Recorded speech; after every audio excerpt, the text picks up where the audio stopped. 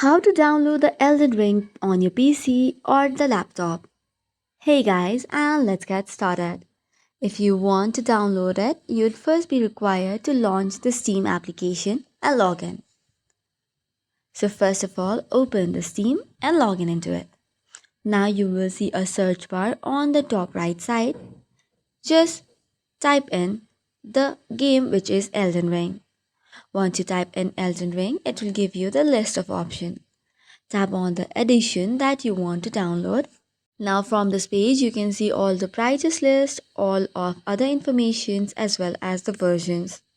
Now click on add to cart button for the version or the edition that you want to download. Once that is done, it will might ask you for the age. After that, tap on view my cart and it will take you to another page. Now from that page you will have to give in the payment details. For that, type in on continue to payment and then choose your payment method. Once you choose your payment method, the next step is the payment details. This includes information such as the billing information, the card number, security code, expiration date, and much more. And once verified, you should be able to download the game. So this is all for today's video. For more such contents, do not forget to hit the like and subscribe button. Thank you and keep watching.